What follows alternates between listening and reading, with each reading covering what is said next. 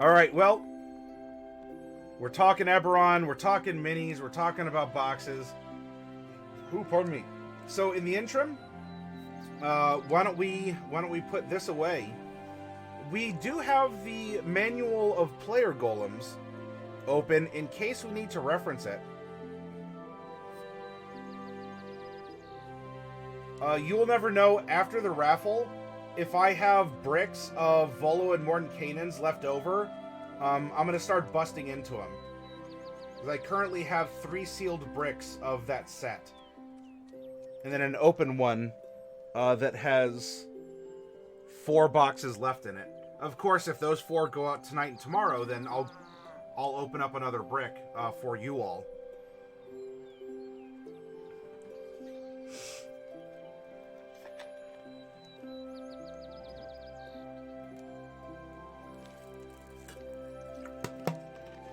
So if we need to reference a character maker, we can.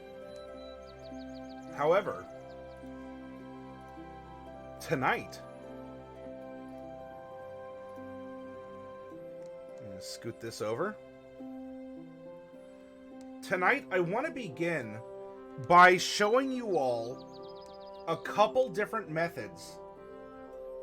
I guess I should say several, if a couple's too. I would like to show you several methods for how you as a dungeon master can look at your party as an entity and to start getting inspiration for the content that you can run in your adventure. Remember, this is our workshop prompt. This is the meta roleplay that we're engaging in. Our original roleplay is we are dungeon masters who would like to run a game for our friends. However, maybe we're nervous about it, or we don't know what to do. We don't want to run a module.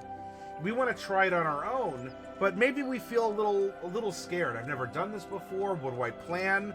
Or what if they think what I'm running is just, you know, they're going to say, oh, nice one. Are we playing in Lord of the Rings? I've already read that book. Or something else. Now, if any of your players ever do that, then, I mean, come on. You might want to ask them to leave if they're going to be belligerent about the opportunity to play D&D and someone stepping up and running. That's a whole other conversation, though, for table etiquette.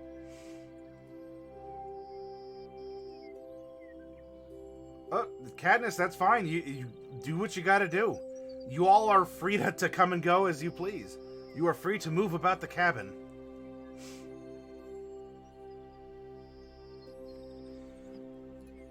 And this worksheet will be available on our Discord in a filled out state on Sunday or Monday. Though, I mean, you can always download it and clear it back. But what I would like to do is now we have switched from the DM role to the player role, where we are the DM's friends or family that we're invited to play.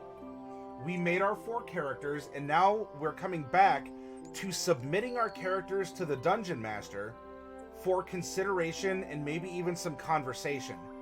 Kind of a session 0, but not exactly. This would just be more of a preliminary talk.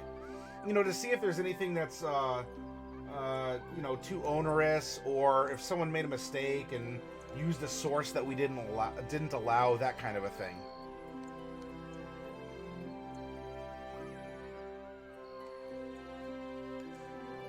We have our 4 characters that we made over here in these tabs, and we're going to reference them and fill in the worksheet together as we talk about them. So we come over here and we have Fremelda. She has a strength of 15. She has a dex of 8. She has a con of 12, an intelligence of 14, a wisdom of 12, and a charisma of 16. Now, because all 4 characters are the same level, it's a little easier to get an apples to apples comparison instead of an apples to oranges, like what we've done in some other comparisons before. Her save proficiencies are charisma and constitution.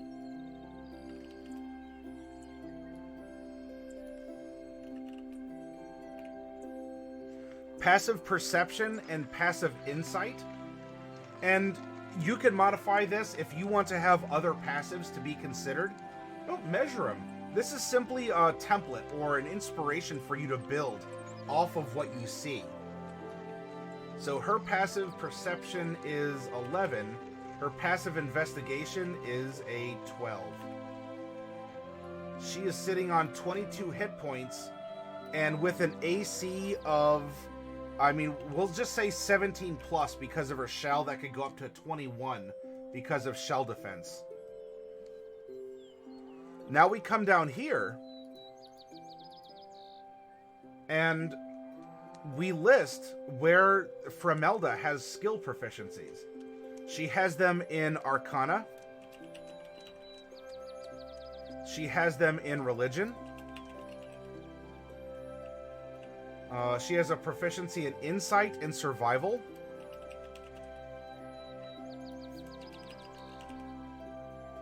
And Persuasion.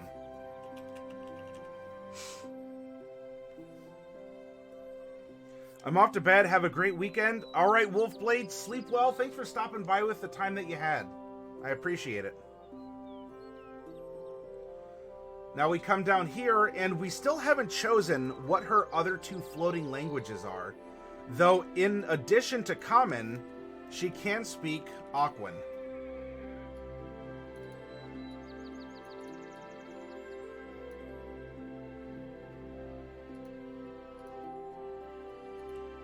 As far as a tool proficiency goes, she does not have any tool proficiencies. And so now we can come down here. Fremelda. Fremelda is a sorcerer. And you can put down notes of some variety here. A way to abbreviate some of the things that she's bringing to the table. For example, we have a high magic user. Sorcerers are high, they use a lot of spells, a lot of different ones. She doesn't bring healing, she doesn't, you know, I guess you could say she brings melee because she does have a decent strength score. So she could melee if she needed to. Though we have high magic, and other notes could be melee and also just defense because of her high AC as a turtle. And Old Wolf returns the Awu to Wolfblade. I love the synergy. So use this section for other notes that you think would make sense to you. You don't have to use exactly these. Come back up. Now let's go to Honey Orchid Chestnut the Ninth. And we are simply going to call him Honey. Can we give Fremelda hide armor? Dun, dun. Hey, that's why her name is Fremelda, and her last name is Hyde.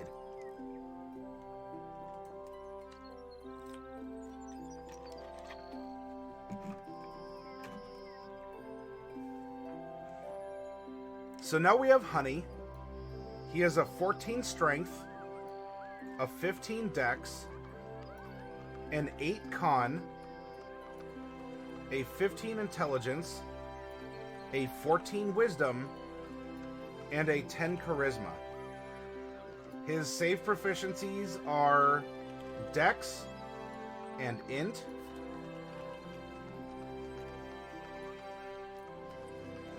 His passive perception is 21, and his passive investigation is 14. He has 19 hit points, and his armor class is 13.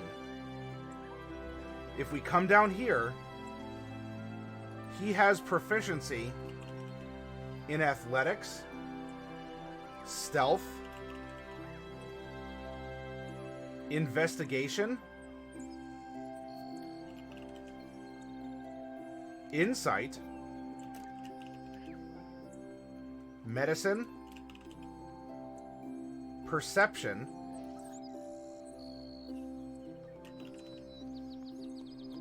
and persuasion.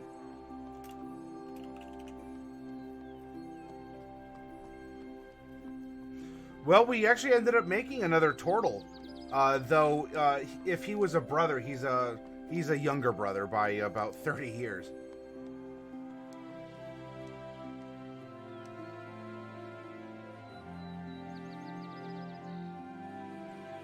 Wearing Fremelda hide armor has -2 to charisma because of the smell. You know, because turtles have the ability to withdraw into their shells. You know, simply, you know, you can have an interaction where someone yells, Fremelda, hide, preserve yourself. And she hides in her own shell.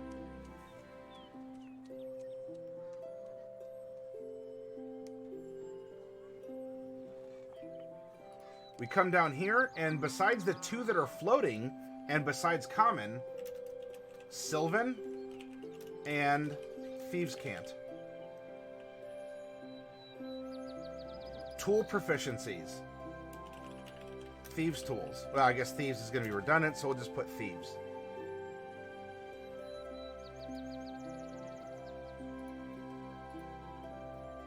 We come down now to the final section in this part, and we list Honey. Honey is a rogue. Honey has a couple different broad party roles. Honey is both melee, ranged, and skills. Honey has 1, 2, 3, 4, 5, 6, 7 skills. Now, every character should, I don't know if there's an instance where they would have less. Every character should have at least 4 skills. And some by, you know, maybe if you're an elf, you get perception thrown in. So many might have natively 5 skills. My definition of a skilled character, then, is a character with 6 or more skill proficiencies. They're skilled.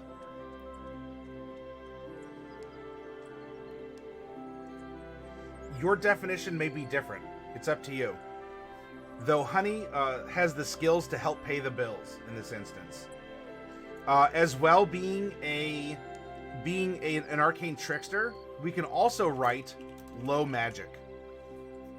So we have magic, we can do some things with magic, it's just not we're super powerful with magic.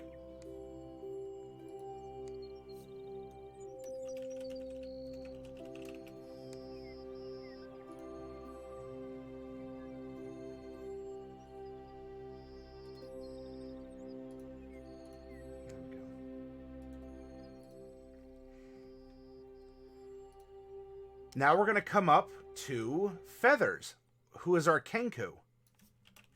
Feathers. Feathers has a 15 strength, a 14 dex, a 10 con, an 8 intelligence, a 14 wisdom, a 16 charisma. His saves are wisdom and charisma.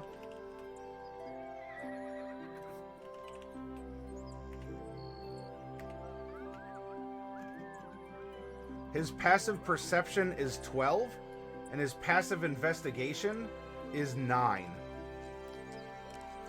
Actually, you know what? I'm sorry. Honey actually has a 19 passive investigation because he has the observant feat. I was incorrect on that. That's why he has a 21. That's why he has a 21 passive perception as well.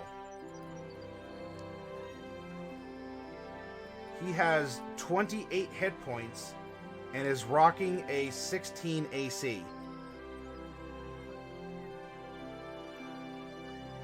Skills: stealth, religion, insight, medicine, deception, and persuasion.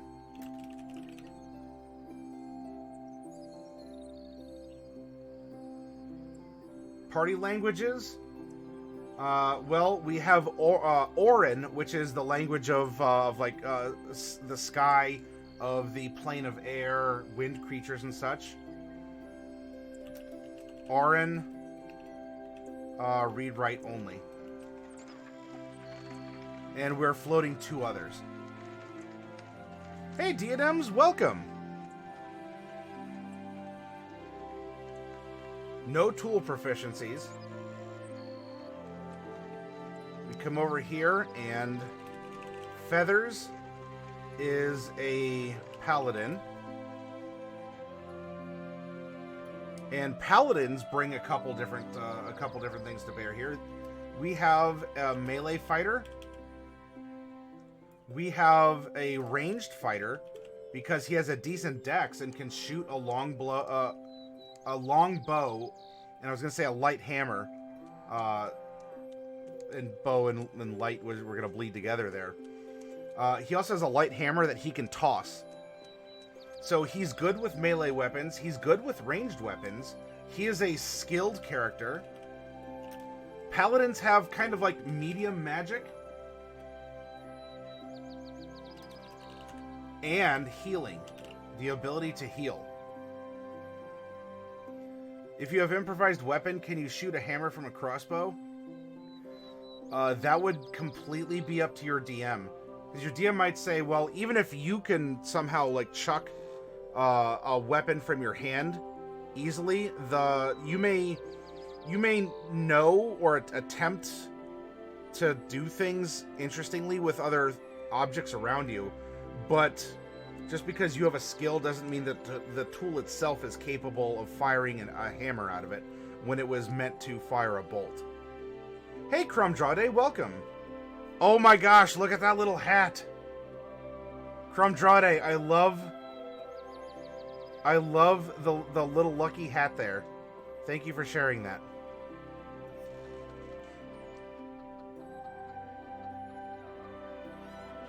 If you can dodge a wrench, you can dodge a crossbow hammer.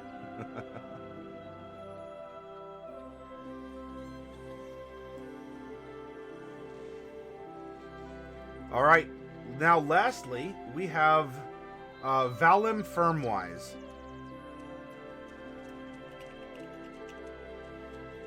Valim has a 15 strength, a 14 dex, an 8 con, a 15 int, a 13 wisdom, and a 10 charisma. His save proficiencies are strength and dex. As well, his passive perception is 13 and his passive investigation is 14.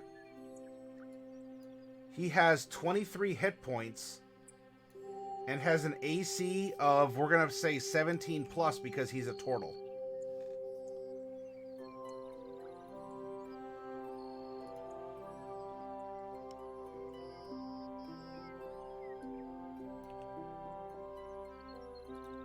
Valim has proficiency in Arcana, Investigation, Nature,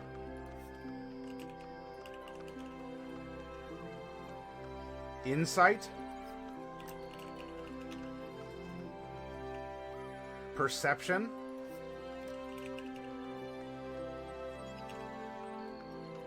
Survival,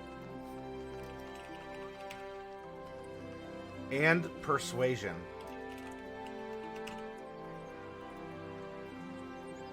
Now, no one up here has Jack of all trades, though we do have 2 characters with expertise in some skills. And to reflect this, we are going to bold and italicize their names in that skill. So Insight and Nature.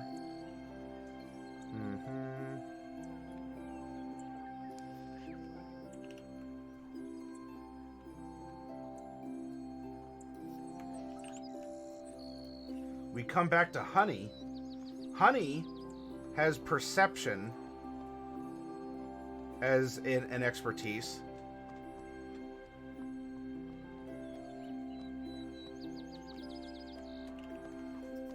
As well as Thieves' Tools. And I forgot, let's put in Party Tools real quick. So we also have Weaver's Tools. And then we actually have we have two characters. We have two characters with thieves' tools, and one of them is an expert at them. And if you wanted to break this out, I'm going to put thieves tools times 2, but you could certainly bust it out in a different way depending on the formatting. If I were to come up and delete this and make room and go from there. But, you know, playing it where it lies, this is what we have. Vallum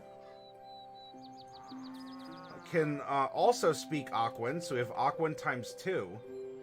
We haven't chosen yet if he could speak Draconic Goblin or Vidalcan. And then he can also speak Thieves' Cant.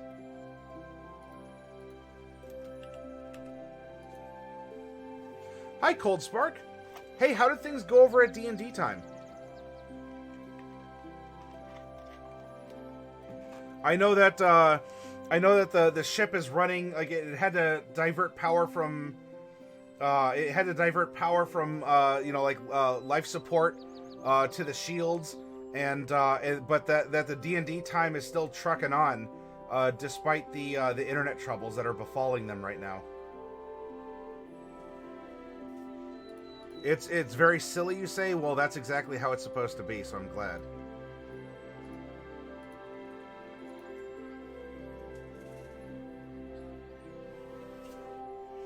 And you can do other things down here if you want to put weapon proficiencies or armor. This is a way for you to be able to set mechanical elements and even some RP elements of your characters side by side, so that you as a dungeon master can see where the party really shines. And so finally we come down here and we have Vallum. Vallum is a ranger rogue. And we have melee taken care of. We have ranged taken care of. We have medium magic.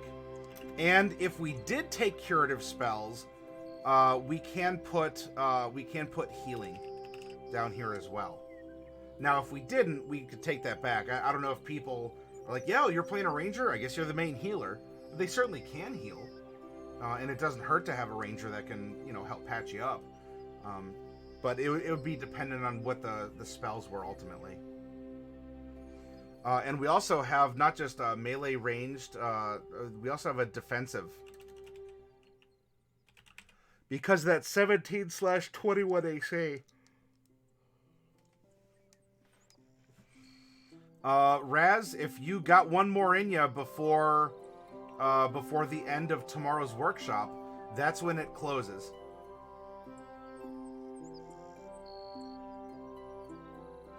There were 3 sorcerers in the party. Oh, so things were getting silly. Oh, yeah. I'm busy talking. I misspelled.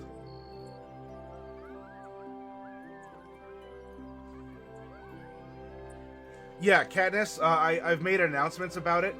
The initial run of the appreciation, the 50,000 redemption for some minis, that closes after the Saturday workshop. And then I will end up replacing it with some other program afterwards. So, continue to accumulate the points in some fashion, but hey, look at that, Raz. Skeletons, I'll still try and get them in stock for you, Raz, but I haven't been able to so far. So if you have a backup in mind, please let me know. Well, Cadmus, maybe they'll come back. I haven't decided yet, but I will be swapping out the 50k redemption for minis at the end of the Saturday broadcast.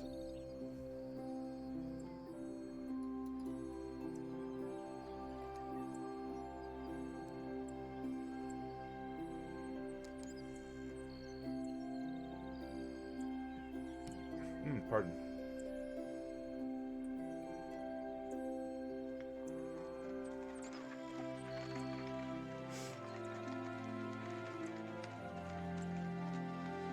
And we don't have a final character here, so we can cut that off. This means that we have a couple skills that don't have any coverage.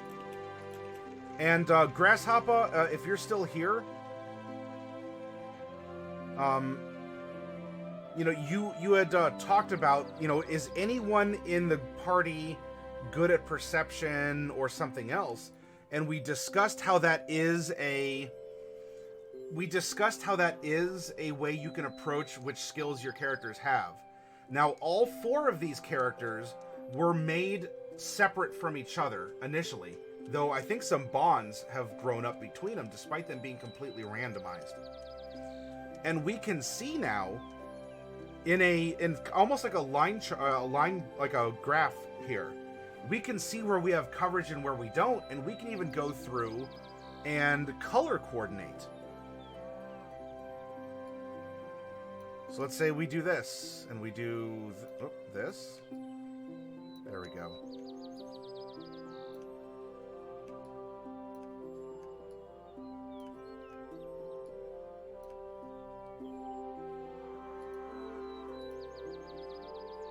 Okay, now we do this.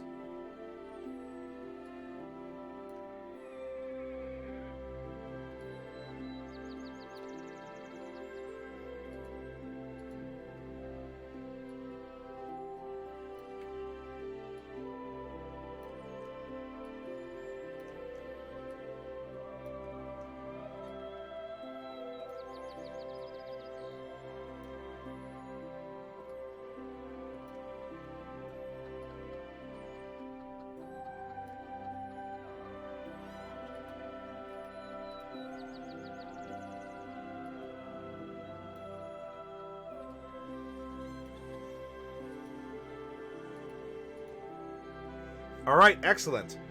And I hope that you all can see what I did here. If we are dungeon masters and we want to get a good visual representation for how the party looks like in a complete state. Okay, yeah, just let me know, Raz. I wish I could tell you when my distributors would get more skeletons restocked that I can order them in. I mean, if you want zombies, I think I have some zombies on the shelf right now. I mean, I'm not going to leave right now to go get them, but I could get them tomorrow. But skeletons have been very popular because I haven't had distributors have it for us to order.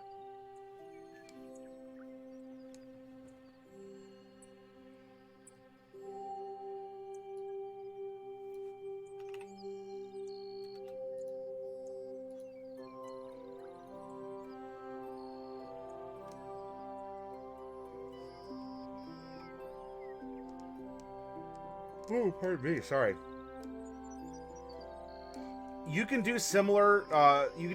Colorations if you make something for the languages, for tools, or even for roles, so that you're getting visual cues for how does this party look.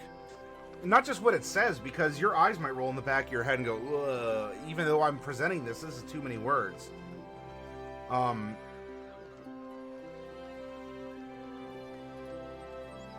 But this is the first part of how you can examine a party. Put some of their mechanics side by side. Yeah, right, right, Crumdrade? They're all level 4, so it's an apples to apples. Look at the hit points. You can see, boom, Feathers. Feathers the Paladin here is doing pretty good for hit points. Doesn't have the best armor class, and interestingly enough, our Sorcerer has the best, is tied for best armor class.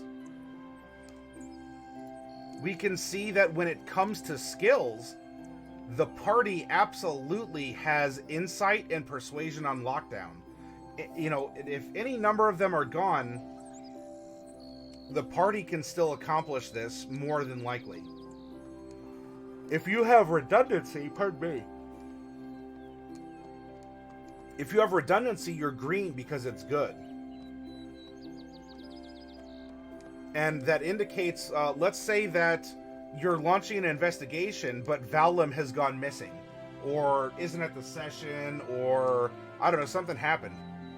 Well, the party still has a backup with Honey, who can make an investigation. Then we have skills where only one member of the party is proficient. And if that member of the party is gone, well, then no one in the party has a proficiency.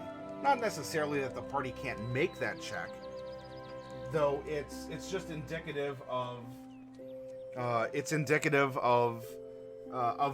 possible vulnerability. And then of course we have our red boxes, which are, whoa, hold on, no one in the group is proficient at these skills. As a dungeon master, we can see this and say, all right, so if we want to challenge the group, or if we want to put in an element into our story that would cause them to have to do some research, or could spur on a dungeon crawl or a social encounter, then we would give them a history-based challenge of some kind. Because no one in the party, because no one in the party is innately proficient with history. What this could also mean, because everyone has persuasion, this can either affect the setting because persuasion is sorely needed. Maybe the setting in which they live is very manipulative, or honestly, this means that they're all a part of a particular organization or other club that ensures its members have these qualities. We're finding ways to build the world and connect the party at the same time. Now, for languages, I don't want to go through just yet for what we have for the fill-ins because of backgrounds, right?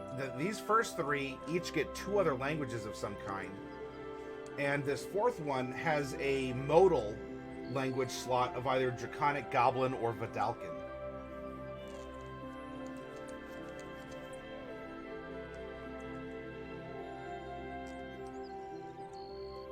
If the party had 3 members with the same skill, would it be a different color of green?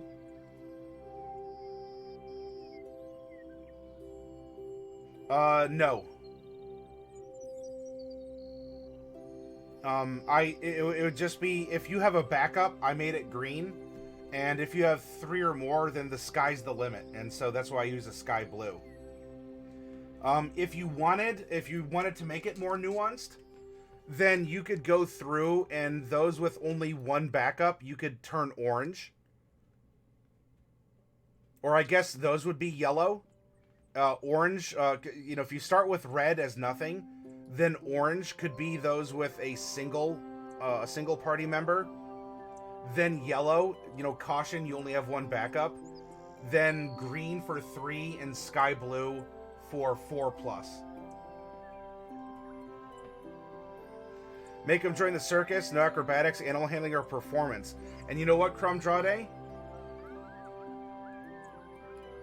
This character has a contact in the Cult of Rakdos. Now, that might end up being a different concept in this campaign world we're building. But, going to a particular circus could be in the works.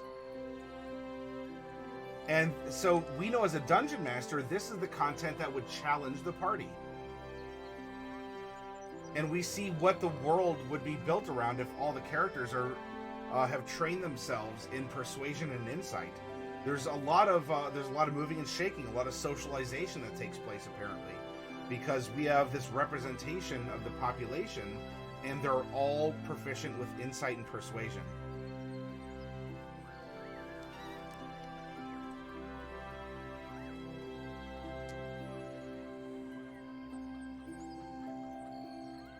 Now I want to discuss a concept called a SWOT report. SWOT spells SWOT, and that stands for strengths, weaknesses, opportunities, and threats. When conducting a SWOT report, and traditionally it's many businesses use this for when they're making business plans.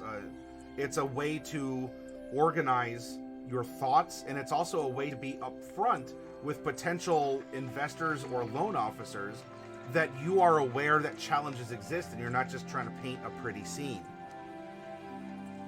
Strengths and weaknesses are internal to the party.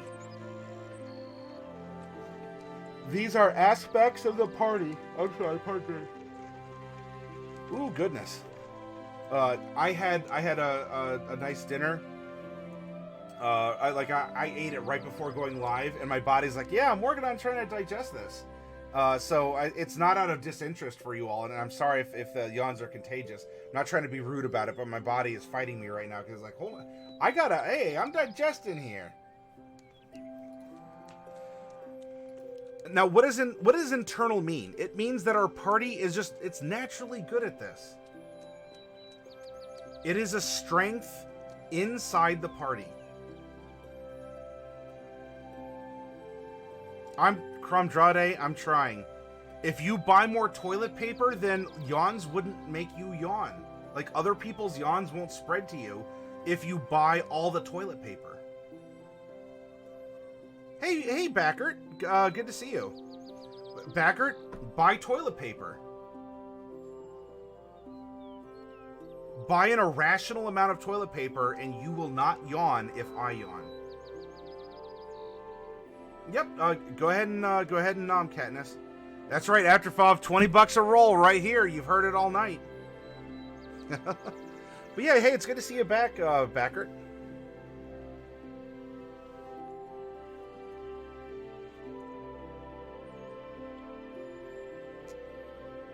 For all you know, I was silently screaming and not yawning. Opportunities and threats are external to the party. These are things that the party will just have to deal with, for good or bad, that happen along the way. You know, what are some examples? I think the classic one that I use is if we're a little kid and we're running a lemonade stand.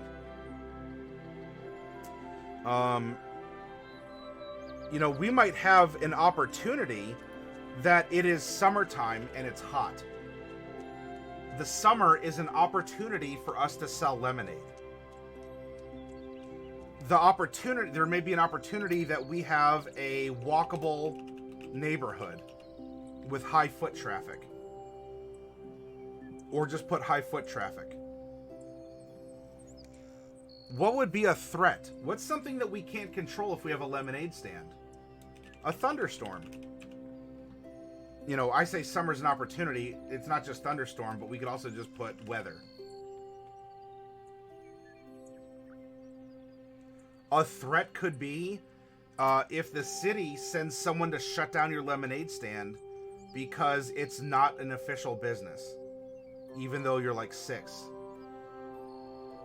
There's stories about this. I don't want to pick a fight with the local government. Read your local ordinances. But you read about these stories where the city will send someone out to shut down a 6-year-old selling lemonade. I'm saying that neutrally.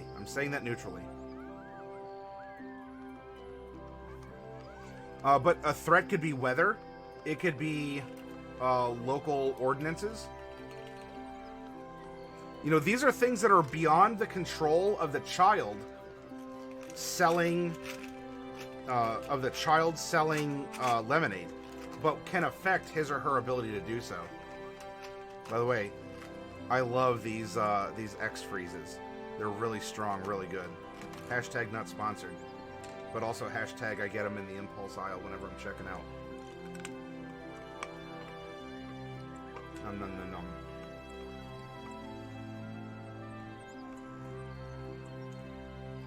Yeah, our plague on lemon trees. Now, a strength could be our brand.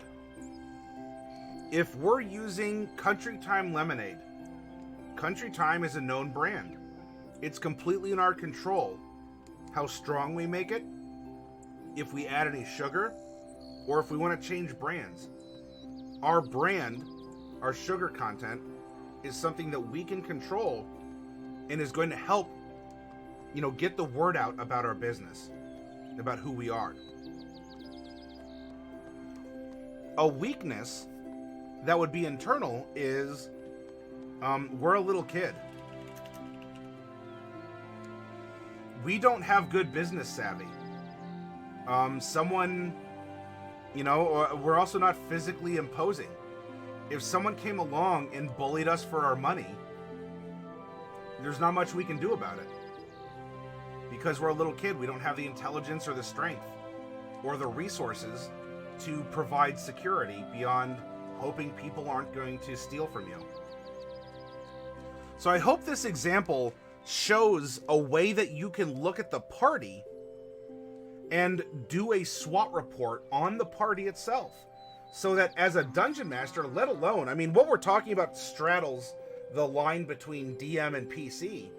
Because as a dungeon master, you can sit down with your players and go over this stuff with them.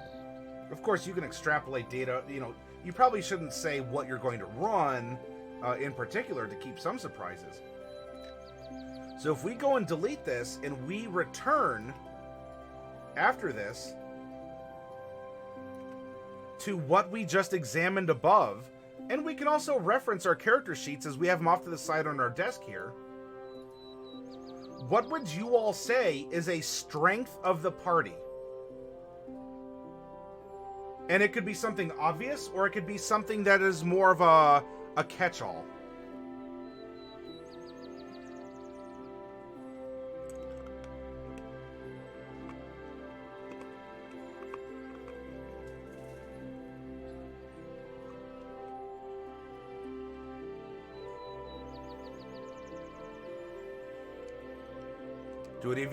Did any of you catch a strength? Let's start. Speaking of lemons, apples to apples. Well, Cold Spark, yeah. If you can list strengths of the party being persuasion and insight. I mean, you could argue that there are others, but for sure, we are strong in those two skills.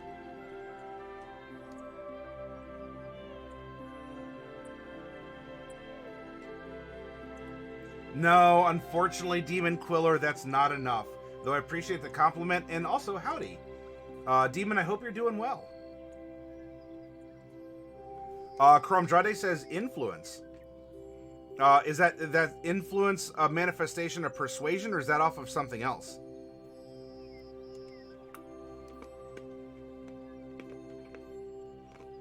Hey Shin, welcome back.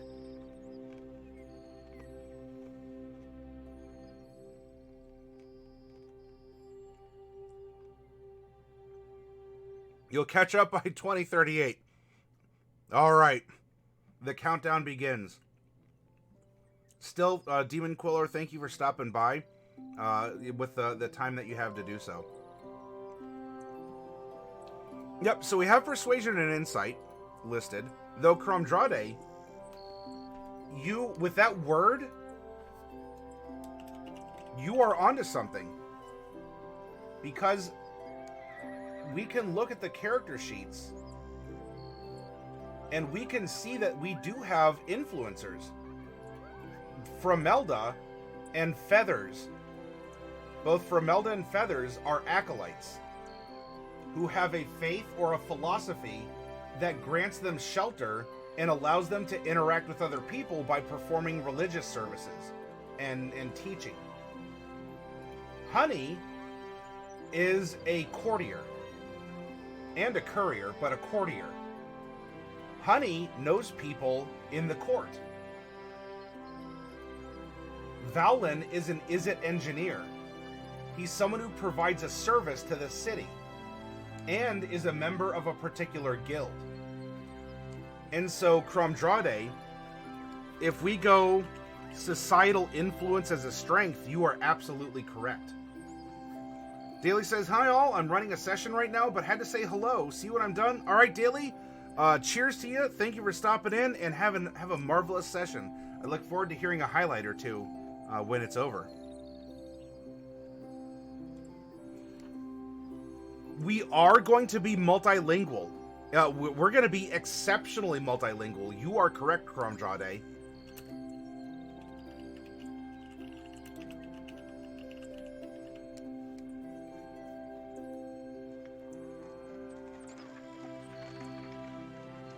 If we take a look then, what else? Everyone can defend themselves in some capacity. Everyone has both melee and ranged skills and the weapons to do and to use it. Melee, ranged combat is a strength. Now, and the list can go on. You all are certainly welcome to continue to provide more strengths. What are some examples of weaknesses? What are things internal to the party that we can say is a weakness? Well, we can say 2, 3, 4, 5. We have 6 skills without proficiency as a weakness. We have, if you want to say it that way, you could say that we have lack of healing magic. Now, we have a paladin and we have a ranger. They can heal. Are paladins and rangers good primary healers? Like, are they going to keep a front line up? Well, considering our paladin and our ranger are normally our front line, although I made the argument, our sorcerer can just sort of turtle up and become a front line, especially because we have a great weapon fighter behind her poking past her shell.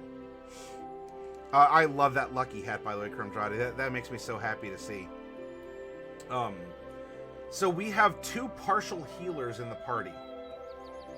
And if something happens, well, something's going to happen.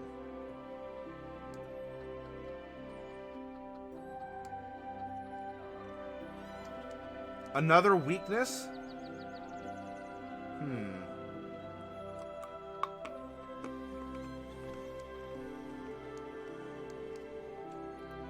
You know what's weak in the party? Constitution. Look all around the party. Constitution is weak.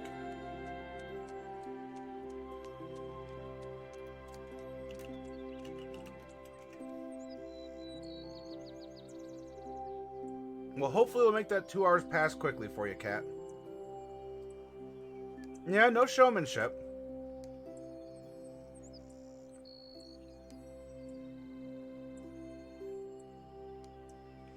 Our stats are, our saves are pretty well spread. You might be able to argue that that's a good thing. But it looks like we have all 6 stats covered by the 4 party members. Passive perception, passive investigation, they're okay. AC, it's pretty good for a level 4 party, honestly. And the fact that the rogue has a 13 isn't unheard of. Hit points are, pretty okay. Around 20s average. We're a strong party. Our strength is strength, by the way. And then it's kind of a feast or famine in charisma. But we seem to be a very physical party. Intelligence might also be argued to be a decent one for us, too. So up here, if we want to add a stat, you could put, strength and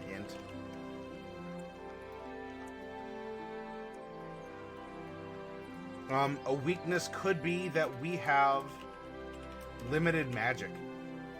We have 2 half-casters, a full caster, though the full caster at times may be completely withdrawn in her shell and may not be able to cast. And then we have a ranger. Then we have an arcane trickster who has very low magic. So there is magic, but a weakness would be if we're having to deal with a lot of high magic or a lot of magical mysteries, or we need counter magics and all this other stuff, this party isn't going to have that sort of coverage. Yep, so con would be a weakness as well.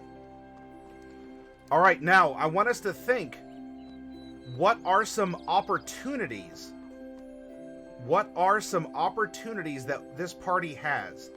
Something that is external to the party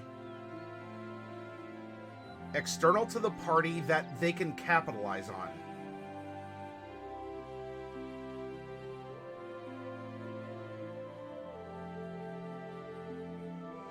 And, you know, sometimes concepts that are internal or external, you might share, though the real challenge, if you're writing a SWOT report, isn't to repeat with a vague nuance your strengths and weaknesses onto your opportunities and threats. Are there any alignment strengths or weaknesses? And this is also where, you know, I manufactured this just to fit on the screen. You can put alignment and all this other stuff.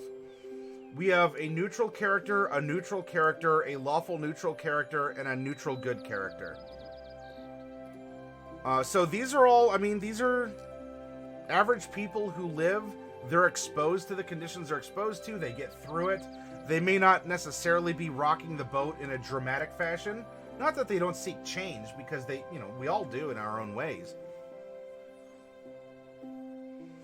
But an opportunity, if we're talking about things outside, some places on your sheet that you can look for would be your ideals, bonds, flaws, personality traits.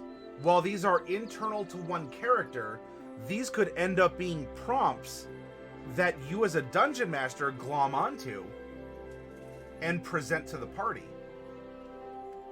For example, I will someday get revenge on the corrupt temple hierarchy who branded me a heretic. That's from Elda. Feathers. I will someday get revenge on the corrupt temple hierarchy who branded me a heretic. Does that sound familiar? There's a threat. A corrupt temple hierarchy. Or a misunderstanding public. Using their diversity to relate broadly is an opportunity.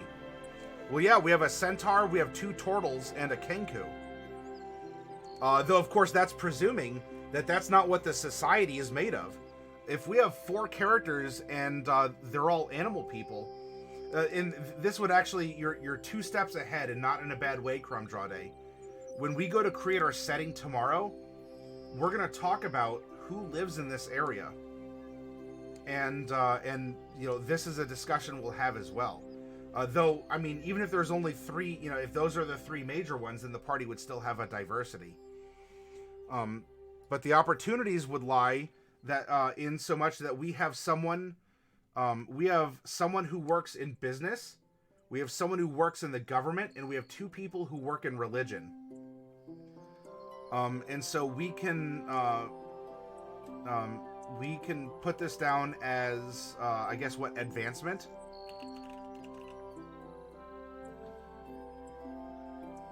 Advancement and diversity would probably be listed as a strength, but as an opportunity, it could be something, you know, if we don't have that as a strength, but we want to reflect it as an opportunity, which could imply a strength, the ability to work with all kinds in society. We can take jobs from everyone because we're represented by so many different types of people.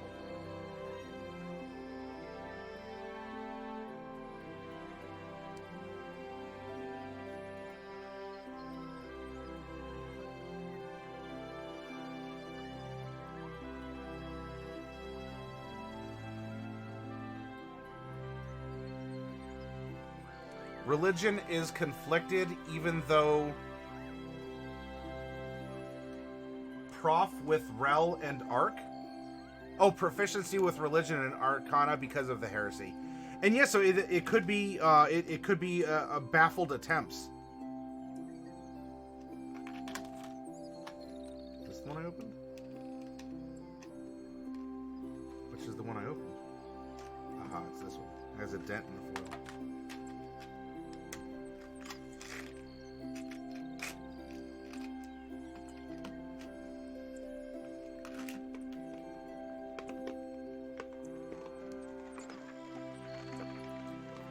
Opportunities.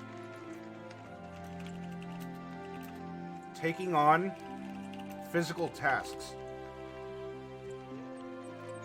We would be a job squad for physical things to do. Check out our strength. Check out our decks.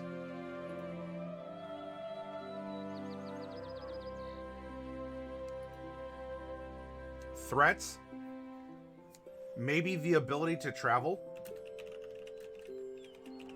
Because no one has animal handling, no one has land or water vehicle proficiencies. A threat would also be living expenses. No one here earns a lot of money, maybe except the 9-year-old, but being a 9-year-old, he's probably given a pittance. Living expenses could very much be a threat for this group. The raccoon is trying to keep the cats from attacking me. Let me pet her after I fed her some food. Oh, that's very nice. So speaking of animal handling, Katniss has the touch.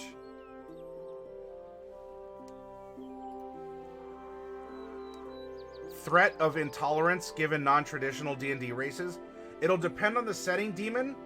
From the 4 characters we made, I don't think that we are...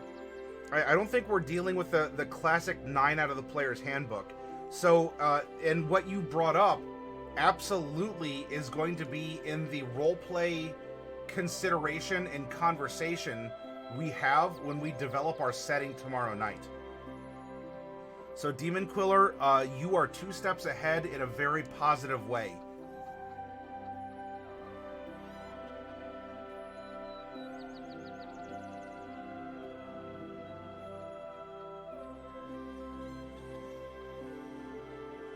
Oh, yeah, because they have, the Disney princesses have animal companions.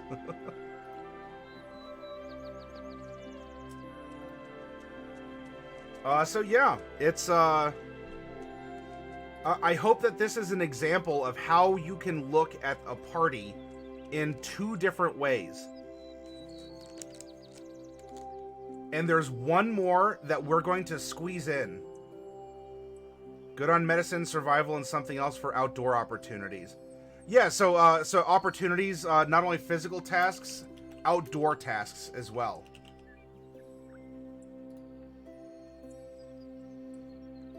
And the other way I wanted to present this to you is as such. Let me scoot this over a little bit. I'm sorry if the font is small, but this is the only way that I could get the 4 party members to fit on the 2 pages here. Here I have all 4 party members written out in a way that we're not looking at their mechanics, we're looking at who they are based on some preliminary data and their backgrounds. So for example, here's Fremelda Hyde. She's a neutral good female turtle sorcerer, shadow magic, acolyte. Her 2 personality types, her ideal, her bond, and her flaw. And what I want to present to you here with this next example, because I mean, we could spend a whole other hour on this, you know, so that we're being super thorough. But I want to introduce to you the concept of arranging your party members like this. Look for similarities that could bond the characters together. For example, it could be something as obvious as we have a turtle, and let's color the turtle green. And we actually rolled, of the 50 races, we rolled 2 turtles. It could be something that is connected not just by race, but by profession. We'll do light green. These 2 are acolytes, and actually, as it turns out, it seems that Feathers is being mentored by Fremelda.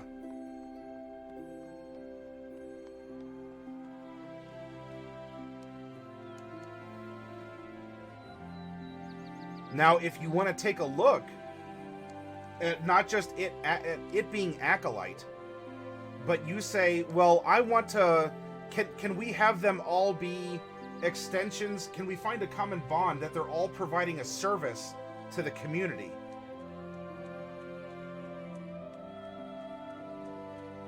If we go full screen and ignore chat for a few, it's readable. Okay, then there you go. Pro tip, Raz, or pro tip from Raz. If you go full screen and ignore chat, it'll be readable. Now, what you can do if you're looking for things that overlap, for example, all 4 of these characters provide services to society. So let's make that yellow. I'm just doing this arbitrarily. It could be whatever color you think works best. So we come over here, and all of the characters are bonded through public service. And you can see that there's another bond shared between these two. All C positives.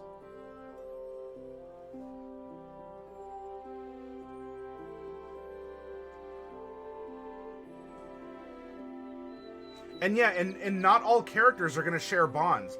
Or even, if you all do this and we had a chaotic evil character and a lawful good character, we may still find things that the two agree upon or share a similarity that could be a bond. And that is why I offer this to you all as an exercise, because you can find bonds amongst people.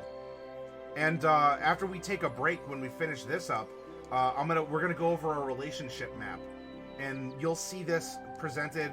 You'll see all this information presented in a different way.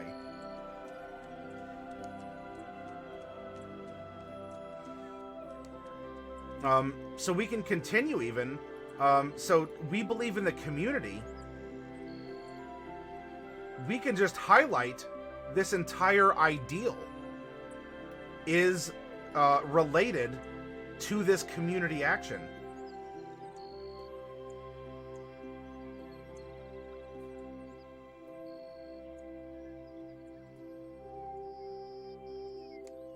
These ideals back this up.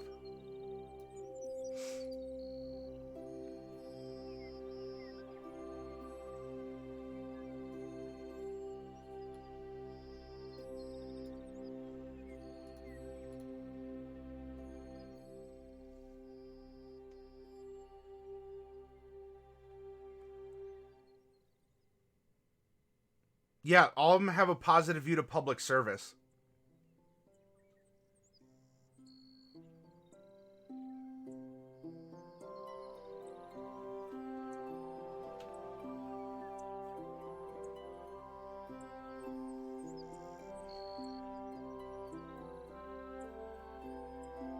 If we take a look, this could be another bond. It would end up being... Sorry, 1 second here.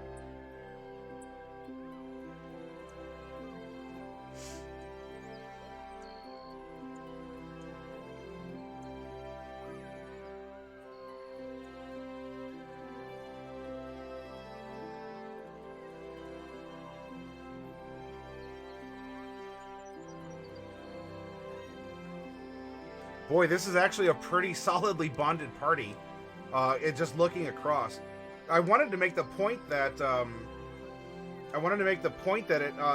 there are times when your bond on one character will jive up with a personality trait on another, and then will somehow play into the class of a third, and so you can connect the characters that way. But really, boy, the 4 that we randomly generated from all those options, this party really seems to click and get along well.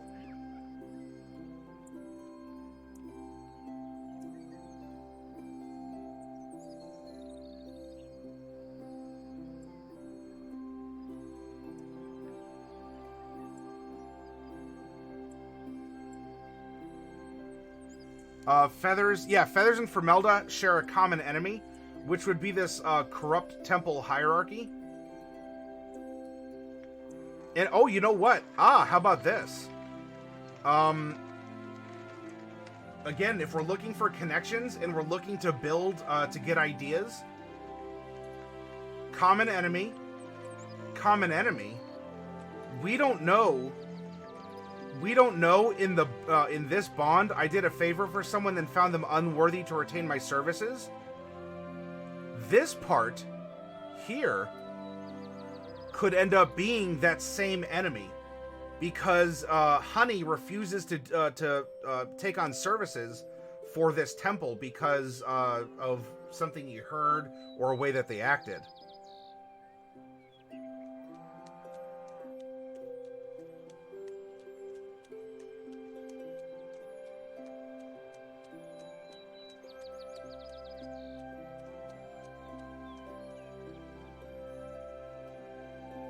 We also have a sense of naivete shared between Framelda and Honey. Because Honey is looking for someone worthy. And our bond is partially shared with Framelda's flaw, because she is looking for people to take in, and she's probably been burned, just like Honey has been burned as he's searching for jobs to do.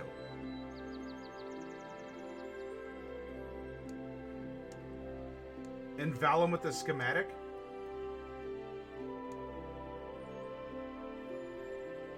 Oh, what's the link with that? Valum has the red threat connecting the dots.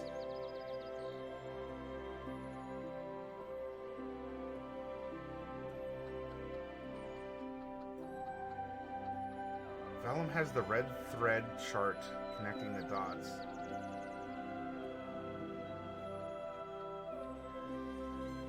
Now, I see that Valum, through the ideal of discovery, every experiment has the potential to reveal more secrets of the multiverse. This could be shared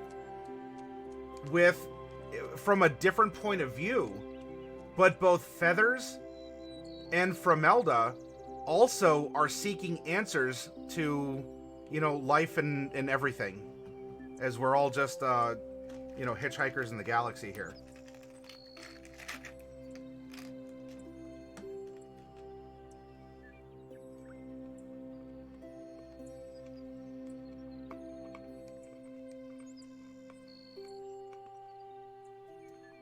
There you go. Bring a towel.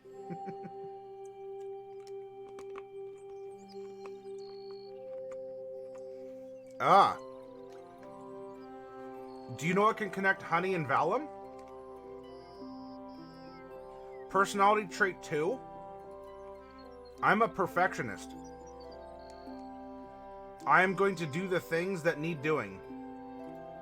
Whoops, not that color.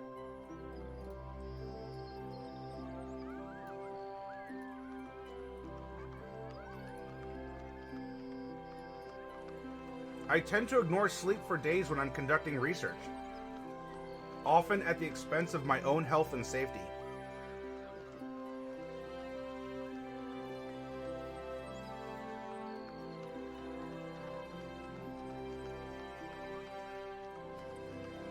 And as well, I like to talk at length about my profession.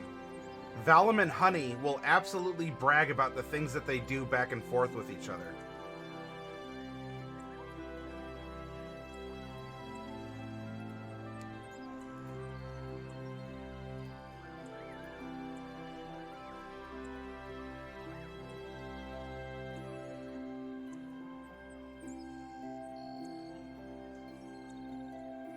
Feathers flaw other characters will lead to interesting interactions. I judge others harshly and myself even more severely. And so this could actually have Honey be very scared, because no one, especially Feathers, must learn about us losing an important package. And so we can highlight them both, because it ultimately would connect the characters, if only in a negative way, that Feathers would give a dressing down to honey because of that judgment.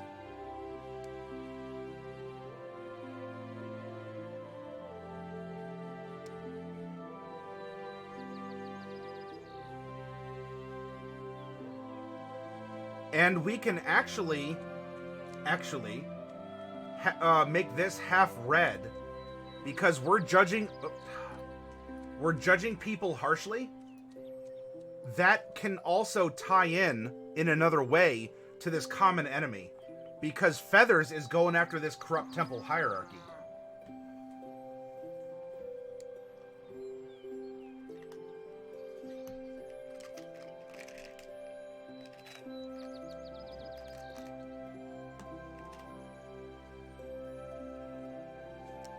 Framelda, as a shadow sorcerer, is getting these dark magic powers. Feathers, as a paladin, is getting dark magic powers. And so we can even we can highlight these as a connection as well.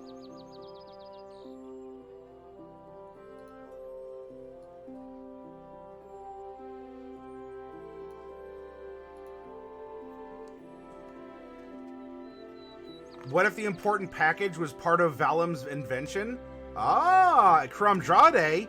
See, this is why as a DM, if we take our time and look at this, even talking to the PCs, because they may not have known the other connections, and we can sit down with them and say, so what if this, in a meta sense, that we're not talking about in character. What if the package, the lost important package, was something that Valim had made, and also something else that could be on this sheet as an extension of Valim. There were a couple other bits, because we made a Ravnica character, and you get an ally, a rival, and a non-guild contact.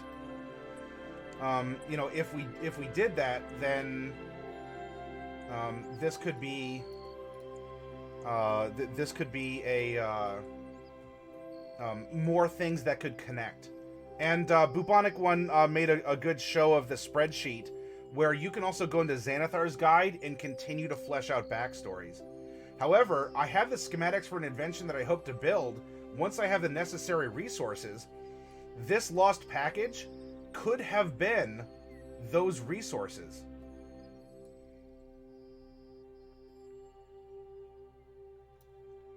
As well, I don't know what the invention is, but this could be something that Feathers does not like, or will be very exacting and crucial in his take. Like, this machine is a horrible idea, or it could actually be honestly very, very good.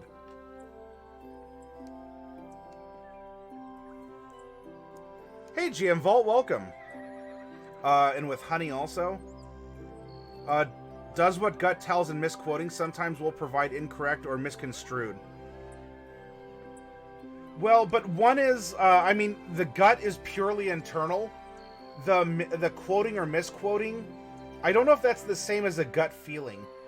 Because even if you're misquoting, she's, with that character, I don't think she's trying to misquote, but she'll mix stuff up.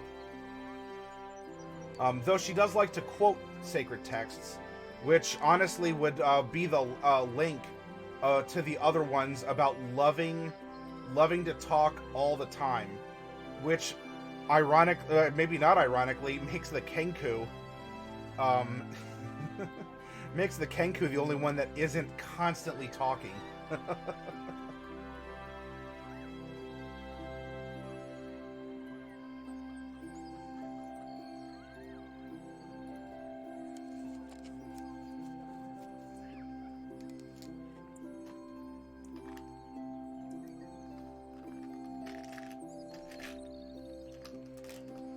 And we could probably go through here too and find some others, but I hope that the point is conveyed about the type of exercise that you can go through. Because if you can present this if you can present this to your players, or even yourself, and it's color-coded, the eyes are drawn, and it provides a much easier reference so that we all can explore these bonds, even if they're not known yet between the characters.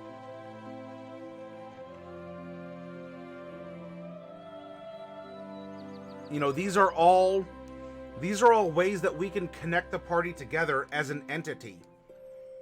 That this, combined with this, becomes a party character sheet where we understand the character of the party.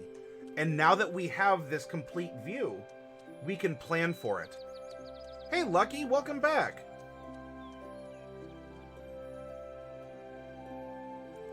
Oh, look at that. What's good, fam? I like that, Lucky.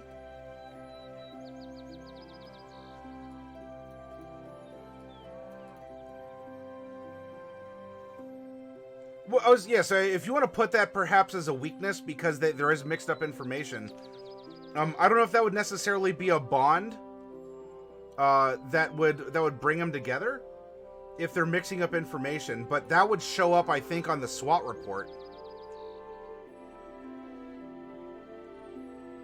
Sired says, and what if it was such an important package that because it was not sent in time to the required person, it sparked a conflict or war? Yes. I think that's actually an outcome that you can get from that expanded background. And we can even go deeper here. Where it talks about, as an attendant, I had a fierce rivalry with another attendant for a supervisor's attention. A sibling is the head of a laboratory doing exotic research. And our non-guild contact, I have a cousin in the interesting circus, and we get along quite well. And Ivalon says rar. Well, rar to you, Ivalon, and welcome. So yeah, I hope that you all, I hope you all like this this segment, that you found this to be a good challenge. It gets you to think, to open up about, you know, the party that you're playing in currently, or if you're a DM, the party that you're running for. Would this motivate you to sit down for a moment and, you know, type this out and think, you know, where are the bonds? How can we, you know, how can we tell a story as a DM, or how can we play a character, and we're slowly bringing these elements together, because not all of them share certain bonds, but they can in some ways. Again, we could have, you know, if Honey wasn't lawful neutral, but was chaotic evil, how many of these, if everything else was the same except the alignment, how much of this would change? If he was selfish and impulsive. It does, Katniss. Ivlon is not ashamed for his feelings. What if Vellum's invention would prove that they aren't heretics? Well, I think how it ended up being in this circumstance that they were called heretics was because each of these as acolytes ended up getting these like darker powers, the ability to entreat with darkness and undead and fiends. And so I guess the invention could revolve around that. Vellum is more of he's a beast hunter and exterminator. It's I'm not saying it's impossible, but from the character concepts, nothing is leaping out to mind. But again, anything can be anything. You know, he's a weaver. I think he wants to invent a weaving machine, or a special technique, or a special blend, or something along those lines. He also is an exterminator. He hunts beasts. He lives in a city. You know, he can look in small places. He also has a pet rabbit, from what chat was talking about last night.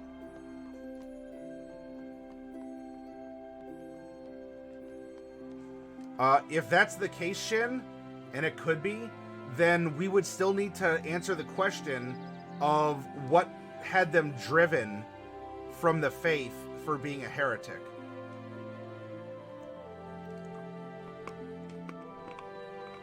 Which I don't think is impossible. I suppose the low-hanging fruit is it's a faith of good, and when people start, you know, bleeding darkness from their eyes, you usually want to kick them out of your community. Even though they're not bad people, which is also a part of the morality to be explored.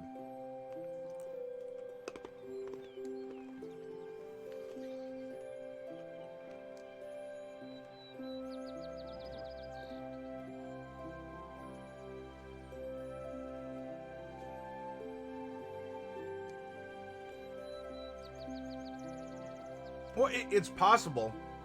I don't mind the conjecture, but I would want the follow-through.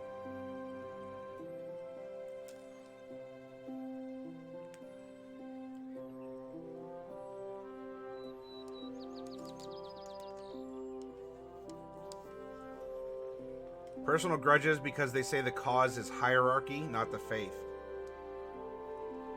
So instead of going against the moral tenets broadly of the religion, you're saying that it's the bureaucracy. It's the administration of the religion that was called out as the problem.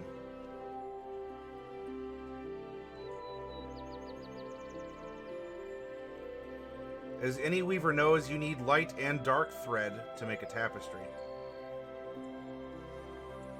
I mean, if you want, yeah, if he wants to invent a machine that dyes, you know, denim with the Shadowfell or some other, you know, dark energy, that could be the case. I don't want to. Boy, I'm on the defensive here. I'm with you all. I want to know more. I like the idea, but I want to know how it would twist together into the circumstances.